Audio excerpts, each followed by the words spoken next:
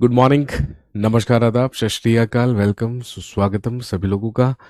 दोस्तों, class live हो चुकी है। 9:05 हो चुके हैं। जल्दी से सारे के सारे लोग यहाँ पर मौजूद हो जाइए। हाँ जी, जल्दी से सारे के सारे लोग यहाँ पर मौजूद हो जाएंगे। 9:05 हुए हैं। तारीख आपको पता है, आज 8 जनवरी 2025 है। क्लास पूरी तरीके से लाइव है।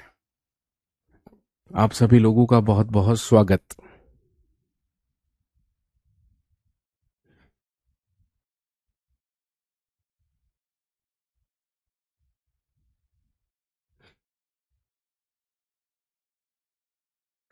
सबसे पहले तो मुझे कंफर्म कर दीजिए कि क्या सबके डिवाइसेस में क्लास चल गई है। सब लोग मुझे क्लियरली देख पा रहे हैं और मेरी बात सुन पा रहे हैं? प्लीज जल्दी से कंफर्म कर दीजिए।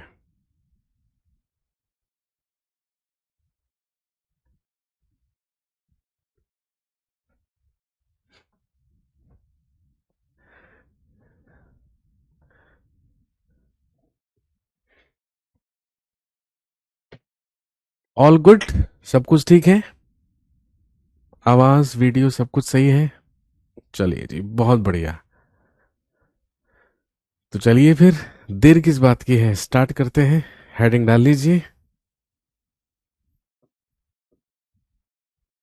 इंडियन पॉलिटी या भारतीय राज व्यवस्था।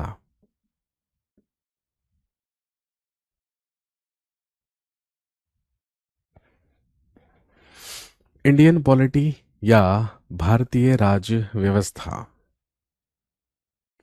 हिंदी में लिख दीजिएगा सर। ओके जी, जो हुक्म मेरे आका।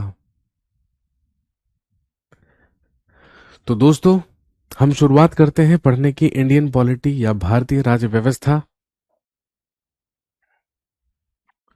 और आप जानते होंगे कि इंडियन पॉलिटी में या भारतीय राज्य व्यवस्था में सबसे पहला टॉपिक या सबसे पहला ही चैप्टर जो हमें पढ़ना होता है, that is known as, heading डाल लीजिए,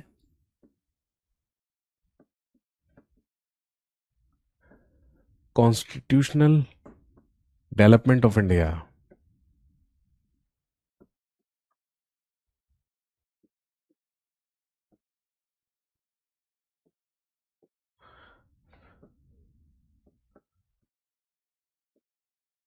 भारत का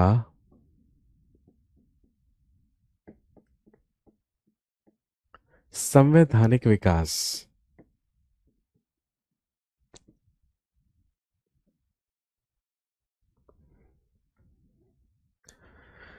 कॉन्स्टिट्यूशनल डेवलपमेंट ऑफ इंडिया या भारत का संवैधानिक विकास। दोस्तों, आप जानते हैं कि इंडियन पॉलिटी या भारतीय राज्य व्यवस्था में मेजरली और मेनली हमें पढ़ना ही किसके बारे में होता है? About the constitution of India या भारत के संविधान के बारे में। क्योंकि हमारे कॉम्पिटिटिव एग्जाम्स में जो भी पॉलिटी के क्वेश्चंस पूछे जाते हैं उसमें से more than 90% questions as it is या तो हमारे कॉन्स्टिट्यूशन के प्रोविजंस पूछे जा रहे होते हैं, या फिर आर्टिकल्स पूछे जा रहे होते हैं, या कॉन्स्टिट्यूशन अमेंडमेंट्स पूछे जा रहे होते हैं। कहने का मतलब है, सारे के सारे जो क्वेश्चंस हैं, सारे के सारे जो सवाल हैं, वो संबंधित होते हैं भारत के संविधान से।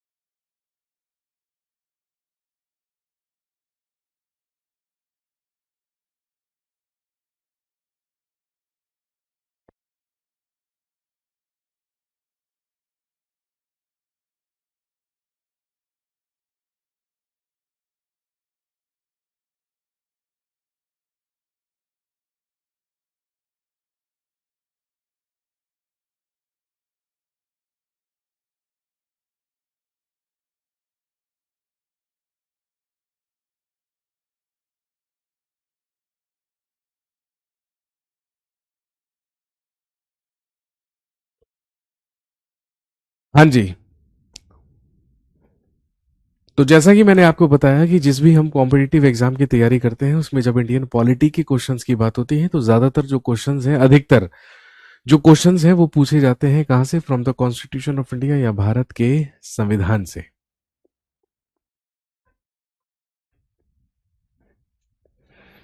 अब सबसे पहला सवाल ये उठता है कि कॉन्स्टिट्यूशन को पढ़ने से पहले या संविधान को पढ़ना स्टार्ट करने से पहले हमें अपने संविधान की ऐतिहासिक पृष्ठभूमि के बारे में जानना होता है, और ये जानना होता है कि किस तरीके से भारत का जो संविधान है वो डेवलप हुआ, भारत का कॉन्स्टिट्यूशनल डेवलपमेंट या संवैधानिक विकास कैसे हुआ। तो अगर हम भारत के संवैधानिक विकास की बात करें तो दोस्तों इसकी शुरुआत तभी से हो जाती है जब अंग्रेजों का भारत में आगमन हुआ था। आप अच्छी तरीके से जानते हैं कि ब्रिटिश ईस्ट इंडिया कंपनी की स्थापना सन 1600 ईस्वी में हुई थी, और सन 1600 ईस्वी में ही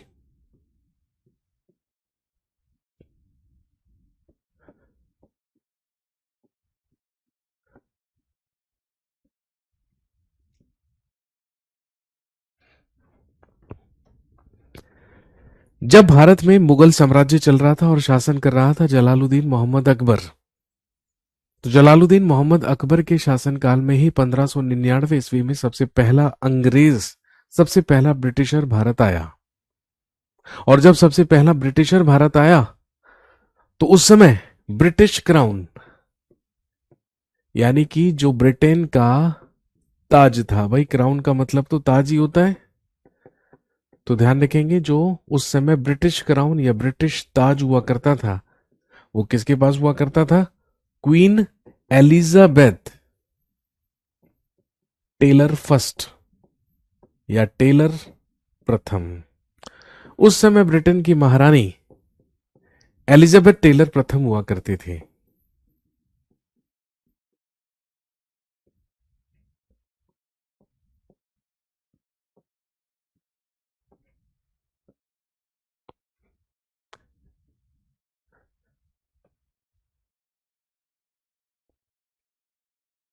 इसी महारानी एलिजाबेथ टेलर प्रथम ने सन 1600 ईस्वी में मर्चेंट एडवेंचर्स नाम के एक व्यापारियों के दल को या एक ग्रुप को 15 वर्षों तक भारत और भारत जैसे अन्य पूर्वी देशों में व्यापार करने की परमिशन दी थी। और ध्यान रखेंगे सन 1600 चार्टर के ही तहत मर्चेंट एडवेंचर्स नाम का एक ग्रुप हुआ करता था,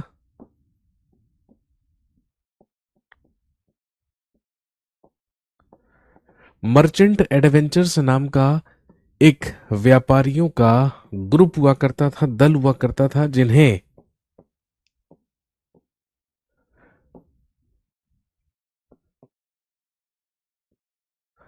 15 वर्ष के लिए ट्रेड मोनोपोली या व्यापारिक एकाधिकार प्रदान किया गया था।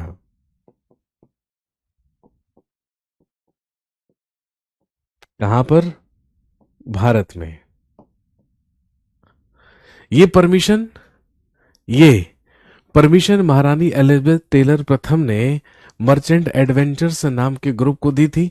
और ध्यान रखेंगे ये परमिट लेटर साइन किया गया 31 दिसंबर सन 1600 ईस्वी को। कहां पर? ऑब्वियसली लंदन में, क्योंकि भाई महारानी एलिजाबेथ टेलर प्रथम तो कहां रहती थी? लंदन में। और 31 दिसंबर सन 1600 को ही स्थापना हुई ब्रिटिश ईस्ट इंडिया कंपनी की।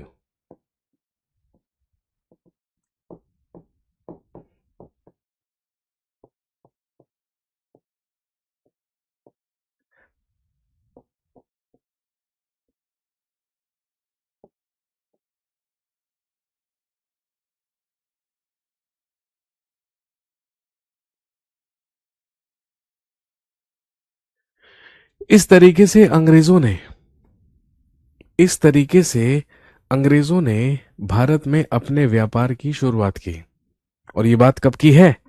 अभी हम बात कर रहे हैं सन 1600 ईस्वी की, जब लंदन में ब्रिटिश ईस्ट इंडिया कंपनी की स्थापना, एस्टेब्लिशमेंट हो चुकी थी। सन 1605 ईस्वी में मुगल बादशाह अकबर की डेथ हो गई और अकबर के मरने के बाद अकबर का बेटा सलीम भारत का अगला मुगल बादशाह बन गया जहांगीर के नाम से। और आप जानते होंगे कि जहांगीर के ही शासनकाल में 1608 ईस्वी में कैप्टन विलियम हॉकिंस नाम का एक अंग्रेज आया, जो कि समुद्री मार्ग से आने वाला भारत में सबसे पहला अंग्रेज था। इसके बाद जहांगीर के ही शासनकाल में सन 1613 ईस्वी में Britishers established their first factory in India. सन 1613 ईस्वी में अंग्रेजों ने भारत में अपनी सबसे पहली फैक्ट्री स्थापित करने का कार्य कहां पर किया? सूरत में। अंग्रेजों की भारत में सबसे पहली फैक्ट्री जो लगी, सबसे पहला कारखाना जो लगा, वो सूरत में स्थापित किया गया। और इसके बाद ईस्ट इंडिया कंपनी की स्थापना होने के लगभग 100 वर्षों के भीतर, लगभग 100 साल में भारत के 3 बड़े और प्रमुख बंदरगाहों पर अधिकार कर लिया गया ब्रिटिशर्स के द्वारा। जो कौन कौन से थे? सबसे पहले फ्रांसिस डे के द्वारा 1640 ईस्वी में स्थापना की गई मद्रास शहर की। उसके बाद 1668 से लेके 1677 ईस्वी तक गैरोल्ड आंगियार के द्वारा स्थापना की गई बॉम्बे सिटी या बंबई शहर की। और फिर 1697 से 1700 ईस्वी तक जॉब चारनॉक के द्वारा स्थापना की गई आधुनिक कलकत्ता शहर की। कहने का मतलब, ईस्ट इंडिया कंपनी की स्थापना सन 1600 ईस्वी में हुई थी और सन 1700 ईस्वी तक, यानी कि सिर्फ 100 सालों में भारत के एक बड़े भूभाग पर और भारत में 3 बड़े बड़े और महत्वपूर्ण बंदरगाहों को एस्टैब्लिश करने का काम ब्रिटिश ईस्ट इंडिया कंपनी कर चुकी थी। लेकिन अंग्रेजों के लिए टर्निंग पॉइंट तब आया जब मुगल बादशाह औरंगजेब की डेथ हो गई, क्योंकि सन 1707 ईस्वी में, इन 1707, मुगल एम्परर औरंगजेब डाइड। मुगल बादशाह औरंगजेब की मृत्यु हो गई और जैसे ही औरंगजेब मरा तो औरंगजेब के मरते ही बहुत तेजी से मुगल एम्पायर या मुगल साम्राज्य का डिक्लाइन शुरू हो गया या पतन शुरू हो गया। और अब मुगलों के ही स्टेट्स, मुगलों के ही प्रोविंसेस, मुगलों से ही क्या होने लगे? इंडिपेंडेंट होने लगे। और कहानी में नया मोड़ तब आया जब सन 1713 ईस्वी में भारत का मुगल बादशाह फर्रुखशियर बना। तो मुगलों में एक अयोग्य मुगल बादशाह फर्रुखशियर भी हुआ करता था। ये सारी बातें आप हिस्ट्री में पढ़ेंगे। मैं अभी केवल और केवल चीजों को कनेक्ट करने की कोशिश कर रहा हूं ताकि आप लोगों को बिल्कुल बेसिक से सारी की सारी बातें समझ में आ जाएं। औरंगजेब मरा। औरंगजेब के मरने के बाद बहादुर शाह प्रथम, उसका बेटा, मुगल बादशाह बना 5 वर्षों तक। 1712 में उसकी डेथ हो गई। 1712 में मुगल बादशाह बना जहांदर शाह 1 वर्ष के लिए, और फिर 1713 में मुगल बादशाह बना फर्रुखशियर।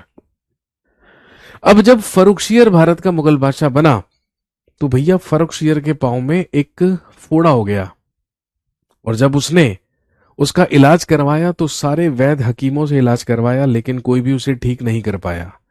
हालात ये हो गए कि पांव काटने तक की नौबत आ गई।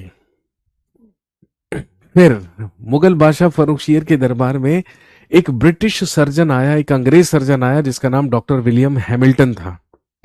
उसने फर्रुखशियर से यह कहा और यह दावा किया कि वह उसे ठीक कर देगा।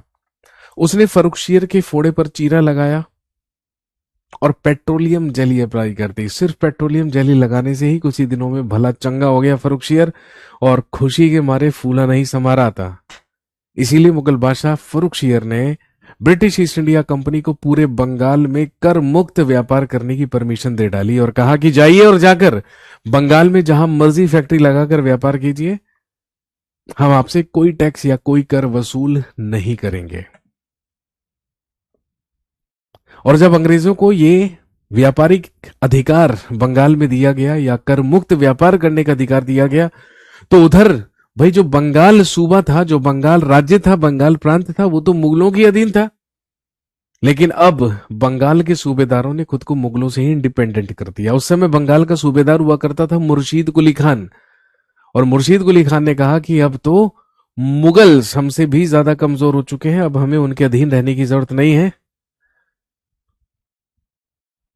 तो बंगाल के सूबेदार मुर्शीद कुली खान ने खुद को बंगाल का स्वतंत्र शासक घोषित कर दिया और मुर्शीद कुली खान कहलाया बंगाल का सबसे पहला नवाब। अब कहने का मतलब यह है कि उधर तो मुगल बादशाहों ने ब्रिटिश ईस्ट इंडिया कंपनी को या अंग्रेजों को बंगाल में टैक्स फ्री ट्रेड या कर मुक्त व्यापार करने की परमिशन दे रखी थी, और उधर मुगलों से इंडिपेंडेंट खुद को कर लिया था बंगाल के नवाबों ने, बंगाल के सूबेदारों ने। अब बंगाल के नवाबों और अंग्रेजों के बीच में डिस्प्यूट या विवाद कैसे शुरू हुआ? अब क्योंकि बंगाल के नवाब मुगलों से इंडिपेंडेंट हो चुके थे, इसीलिए वो टैक्स मांगा करते थे ब्रिटिश ईस्ट इंडिया कंपनी से, कर मांगा करते थे, लेकिन ब्रिटिश ईस्ट इंडिया कंपनी कर देने से इनकार करती थी, क्योंकि उन्हें कर मुक्त व्यापार करने की परमिशन मुगल बादशाह से मिली थी। इसी बात को लेकर विवाद हुआ, और आप जानते हैं कि 1757 में बैटल ऑफ प्लासी का युद्ध लड़ा गया रॉबर्ट क्लाइव और सिराजुद्दौला के बीच में, जिसमें रॉबर्ट क्लाइव ने सिराजुद्दौला को पराजित किया। और फिर आगे चल के 1764 ईस्वी में लड़ा गया बैटल ऑफ बक्सर या बक्सर का युद्ध, जो कि ब्रिटिशर्स और हमारे 3 शासकों के बीच में लड़ा गया, शाह आलम सेकंड, मीर कासिम और अवध का नवाब शुजाउद्दौला। और बैटल ऑफ बक्सर या बक्सर के युद्ध में एक बार फिर से हमारे 3 शासक मिलकर भी अंग्रेजों को पराजित नहीं कर सके, और फाइनली बक्सर के युद्ध में बुरी तरीके से हार हुई। और बक्सर के युद्ध के ही बाद पूरे के पूरे बंगाल, बिहार और उड़ीसा में दीवानी के अधिकार या रेवेन्यू जनरेट करने के अधिकार किसके हाथों में आ गए? ब्रिटिश ईस्ट इंडिया कंपनी के हाथों में आ गए।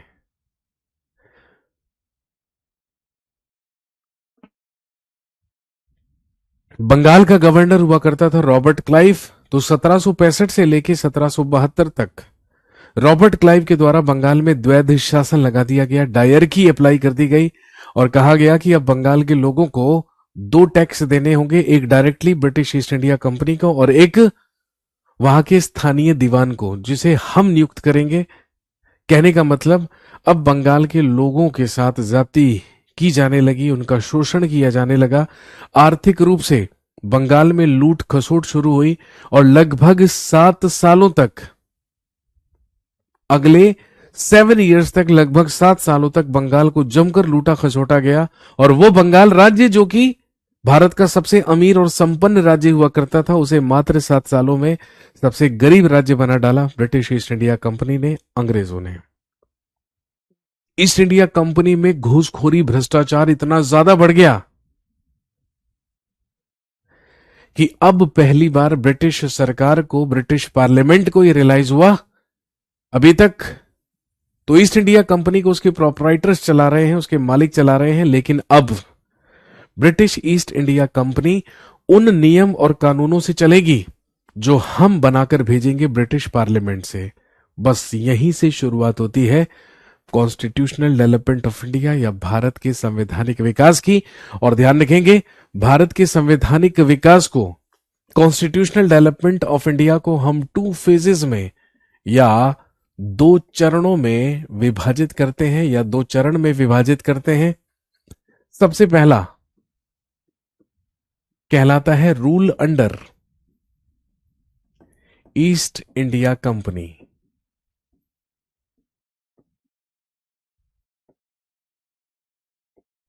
ईस्ट इंडिया कंपनी के अधीन शासन 1773 ईस्वी से लेकर 1857 तक, या इसे आप कंपनी रूल या कंपनी के अधीन शासन भी कह सकते हैं।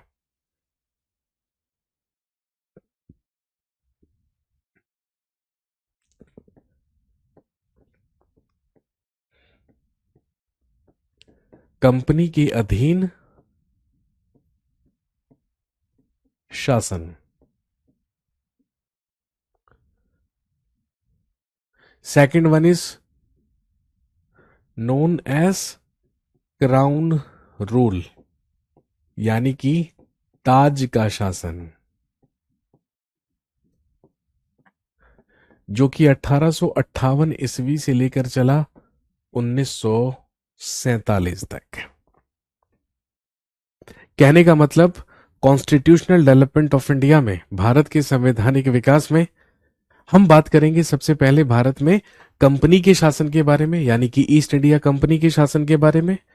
और फिर उसके बाद हम बात करेंगे भारत में ब्रिटिश क्राउन के शासन के बारे में, या ब्रिटेन के ताज के शासन के बारे में। Is that clear to everyone? क्या यहां तक की बात सबको क्लियर है? अगर सबको क्लियर है तो प्लीज जल्दी से यहां पर कंफर्म कीजिए कि अभी तक की बात आपको क्लियरली समझ में आ गई।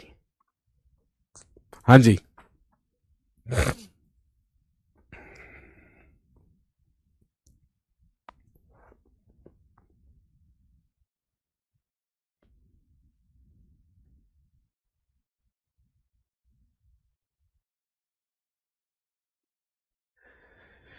प्लीज जल्दी से कमेंट करके बता दीजिए भाई, यहां तक की बात सबको क्लियर है? अभी तक मैंने जो भी कहानी आपको सुनाई, जो भी चीज आपको बताई, वो आपको समझ में आ गई? सिर्फ समझनी थी, याद नहीं करनी थी, क्योंकि वो सारी की सारी कहानी आपको हिस्ट्री में पढ़नी है।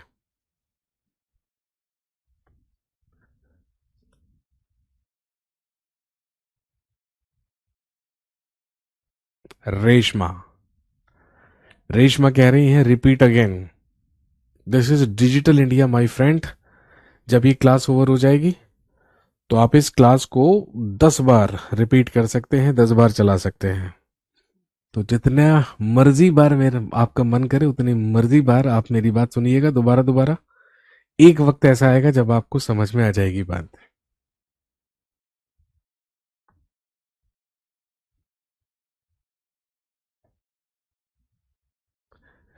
सर मैं इंजीनियरिंग कॉलेज से हूं, मुझे इतनी सारी क्लास। अच्छी बात है, इंजीनियरिंग कॉलेज से हैं तो आप भाई, इतनी सारी क्लास लेने का टाइम नहीं है तो मत लीजिए।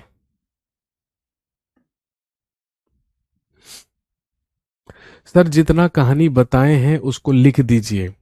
अब वो एग्जाम में आती तो मैं जरूर लिख देता, एग्जाम में कहानियां नहीं आती है ना। एग्जाम में तो आपको ऑब्जेक्टिव एग्जाम देना है, ऑब्जेक्टिव क्वेश्चंस अटेम्प्ट करने हैं, इसीलिए एग्जाम में कहानियां पूछी जाती तो मैं डेफिनेटली आपको कहानियां लिखवा भी देता। लेकिन कहानियां सुनने के लिए होती हैं, लिखने के लिए नहीं।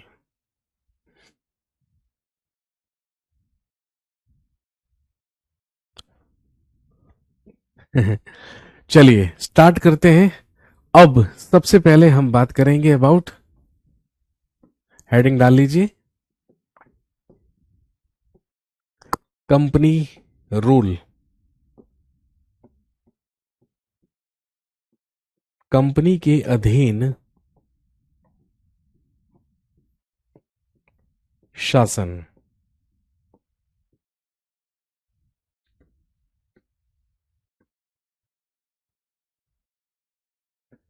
1773 ईस्वी से लेकर 1857 तक, 1773 से लेकर 1857 तक हम बात करेंगे rule under British east India company, या कंपनी के अधीन शासन के बारे में।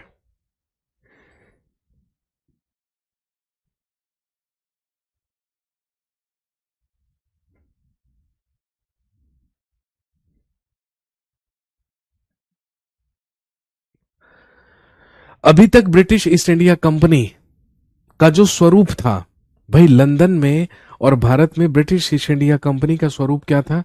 ब्रिटिश ईस्ट इंडिया कंपनी में एक गवर्नर हुआ करता था। भाई भारत में ईस्ट इंडिया कंपनी की 3 प्रेसिडेंसीज थी। सबसे पहली कलकत्ता, मद्रास और बंबई। और तीनों ही जगहों पर ब्रिटिश ईस्ट इंडिया कंपनी के अंतर्गत एक गवर्नर हुआ करता था, एक उप गवर्नर हुआ करता था, और उसके अंतर्गत 24 सदस्य हुआ करते थे, 24 मेंबर्स हुआ करते थे, जिन्हें कोर्ट ऑफ डायरेक्टर्स या जिन्हें निदेशक मंडल कहा जाता था। कहने का मतलब ईस्ट इंडिया कंपनी में हुआ करते थे एक गवर्नर, एक डेपुटी गवर्नर यानी कि उप गवर्नर, और 24 मेंबर्स, 24 सदस्य, जिन्हें कहा जाता था कोर्ट ऑफ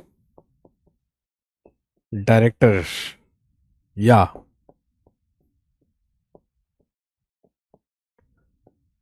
जो कहलाते थे निदेशक मंडल।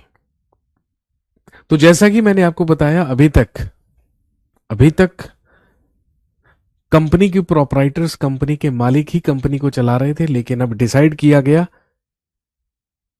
कि ब्रिटिश ईस्ट इंडिया कंपनी उन नियम और कानूनों से यहां पर शासन करेगी, यहां पर अपना प्रशासन चलाएगी, जिन कानूनों को बनाकर भेजा जाएगा ब्रिटिश पार्लियामेंट से या ब्रिटिश संसद से।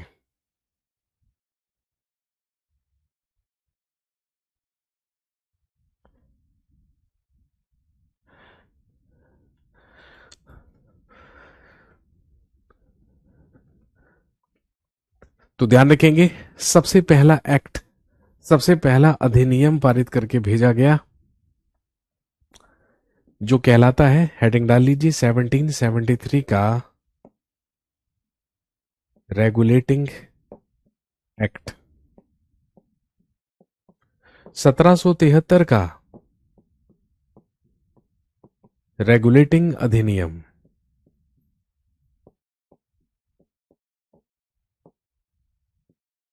1773 का रेगुलेटिंग एक्ट या रेगुलेटिंग अधिनियम।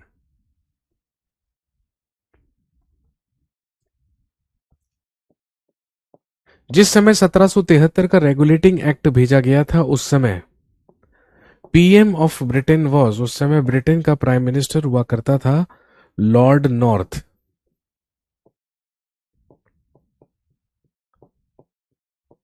और ध्यान रखेंगे, इसी लॉर्ड नॉर्थ के द्वारा एक कमेटी बनाई गई थी जो कहलाती थी सीक्रेट कमेटी या गुप्त समिति। और ध्यान रखेंगे, इसी गुप्त समिति की ही रिकमेंडेशंस पर, इसी गुप्त समिति की सिफारिश पर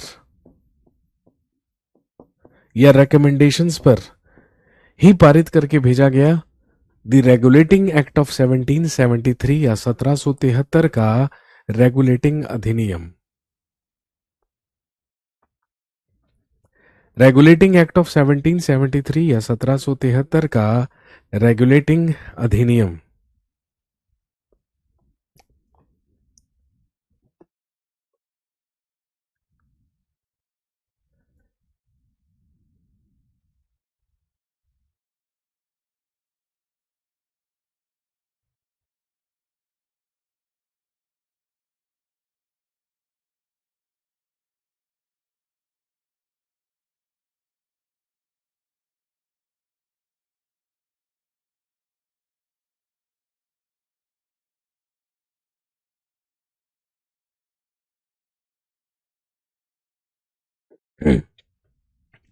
अब हमें जानना है कि वो कौन कौन से प्रोविजंस थे, वो कौन कौन से प्रावधान थे जो कि 1773 के रेगुलेटिंग एक्ट के तहत किए गए।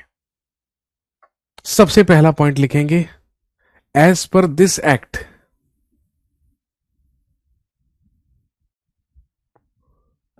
As per this act rule by written laws was started।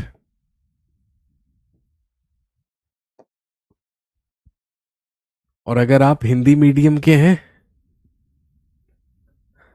तो हिंदी में लिखेंगे, इसी अधिनियम के तहत, इसी अधिनियम के तहत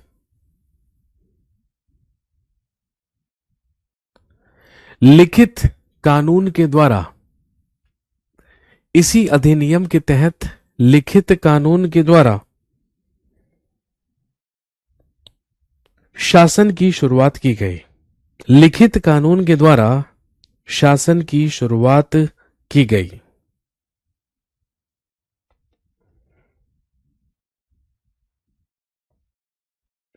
सबसे पहला काम तो यह हुआ। दूसरा काम यह किया गया कि मद्रास और बंबई प्रेसिडेंसीज को भी कलकत्ता प्रेसिडेंसी के ही अधीन कर दिया गया, और जिसे अभी तक कहा जाता था गवर्नर ऑफ बंगाल, अब उसे कहा जाने लगा गवर्नर जनरल ऑफ बंगाल। तो लिखेंगे अगला point, governor general of Bengal now became governor general, sorry, सिर्फ लिखेंगे governor of Bengal, governor of Bengal now became governor general of Bengal. Hindi में लिखिए बंगाल के गवर्नर को अब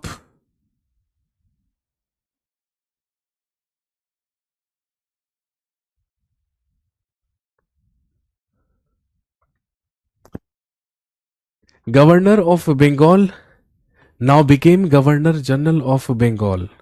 बंगाल के गवर्नर को अब बंगाल का गवर्नर जनरल कहा जाने लगा। तो ध्यान रखेंगे, बंगाल का सबसे पहला गवर्नर जनरल बना वॉरेन हेस्टिंग्स।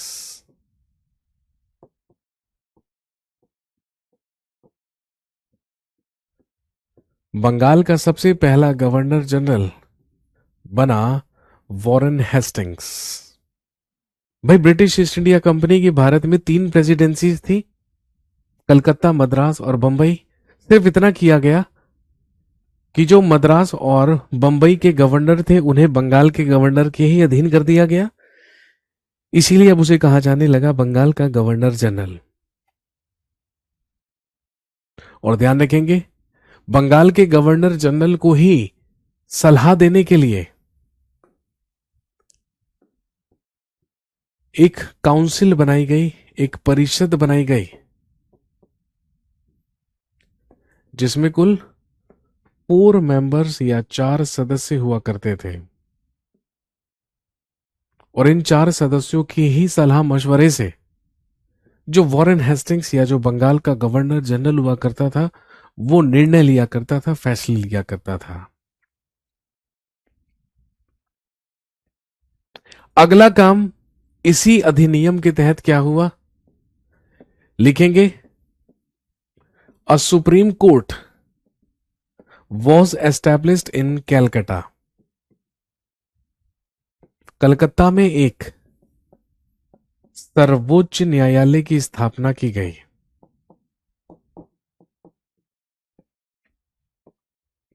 इन 1774, 1774 ईस्वी में, इन 1774, 1774 ईस्वी में कलकत्ता में एक सर्वोच्च न्यायालय की स्थापना की गई, जो कि भारत का सबसे पहला सुप्रीम कोर्ट था। और ध्यान रखेंगे, इसमें नियुक्त किया गया एक चीफ जस्टिस, यानी कि एक मुख्य न्यायाधीश, जिसका नाम था लॉर्ड एलिजा इम्पे।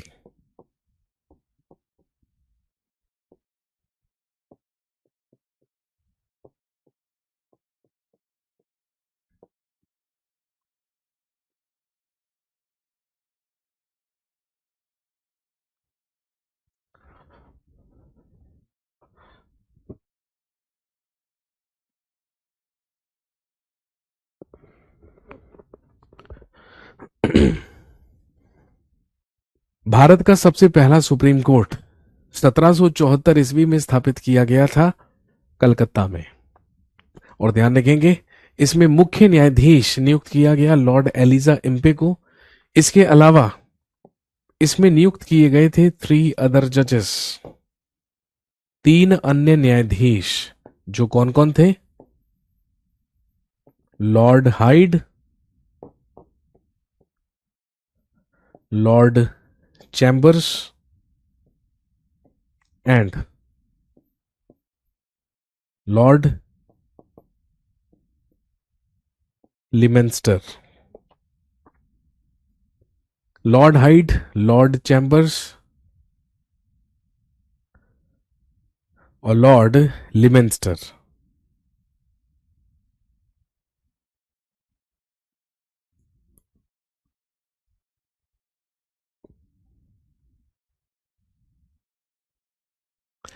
इसके अलावा as per this act, trade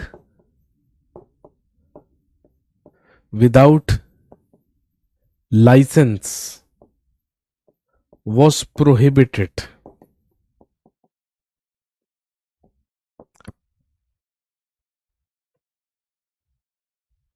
लिखेंगे इसी अधिनियम के तहत बिना लाइसेंस के व्यापार पर प्रतिबंध लगा दिया गया। बिना लाइसेंस के व्यापार पर प्रतिबंध लगा दिया गया।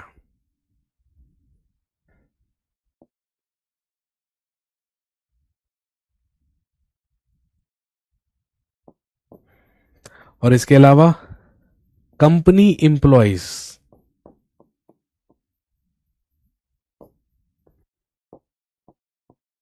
वर प्रोहिबिटेड टू टेक गिफ्ट्स। लिखेंगे कंपनी के कर्मचारियों पर उपहार लेने पर प्रतिबंध लगा दिया गया। कंपनी के कर्मचारियों पर उपहार लेने पर प्रतिबंध लगा दिया गया।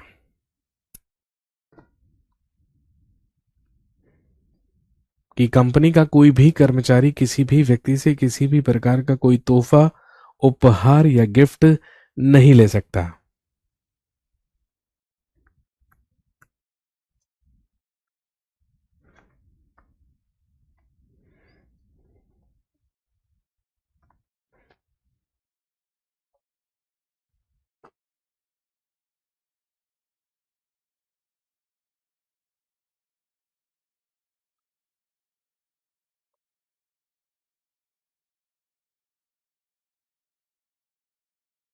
ये सारे के सारे वो प्रोविजंस थे, ये सारे के सारे वो प्रावधान थे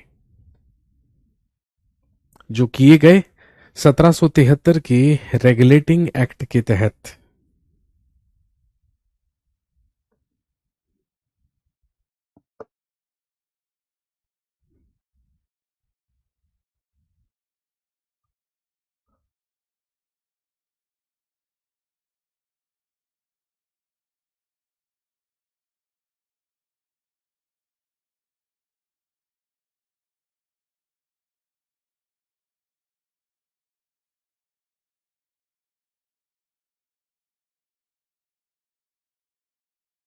क्लियर हो गई बात यहां तक? किसी को कोई डाउट है तो जल्दी से पूछ लीजिए। अब हमने शुरुआत की है 1773 के रेगुलेटिंग एक्ट से, है ना, 1773 रेगुलेटिंग एक्ट से। तो 1773 के रेगुलेटिंग एक्ट से लेकर हमें पहुंचना है 1947 इंडियन इंडिपेंडेंस एक्ट तक। उसी को हम कहते हैं कॉन्स्टिट्यूशनल डेवलपमेंट ऑफ इंडिया, भारत का संवैधानिक विकास।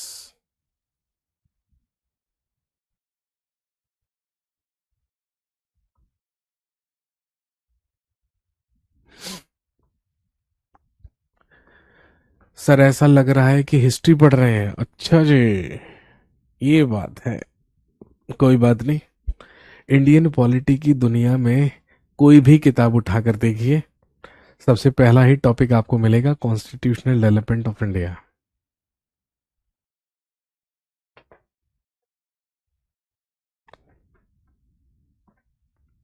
मुझे समझ में नहीं आ रहा, क्या नहीं समझ में आया पूछिए, मैं दोबारा बताता हूं।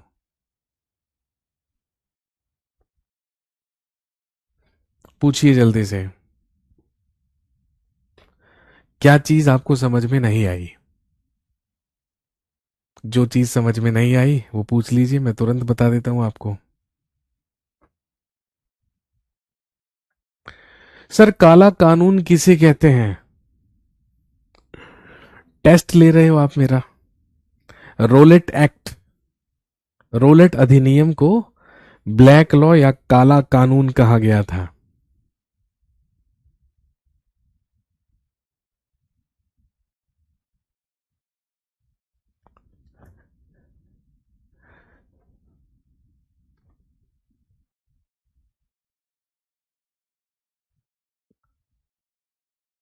देखो मैंने आपको बताया कि 1773 के रेगुलेटिंग एक्ट के तहत, जिसे अभी तक कहा जाता था बंगाल का गवर्नर अब उसे कहा जाने लगा बंगाल का गवर्नर जनरल।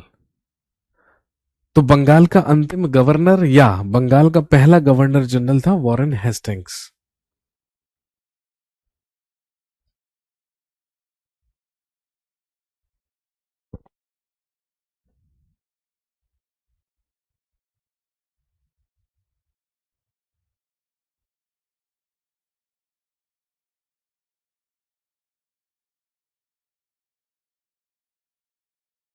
सर अगर नोट्स पूरा याद कर लेते हैं तो सारे क्वेश्चन हो जाएंगे, बिल्कुल हो जाएंगे, 100% हो जाएंगे।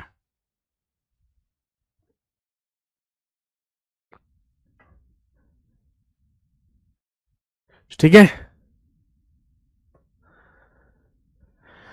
चलिए आज के लिए इतना ही रखते हैं, बाकी करते हैं अगली क्लास में।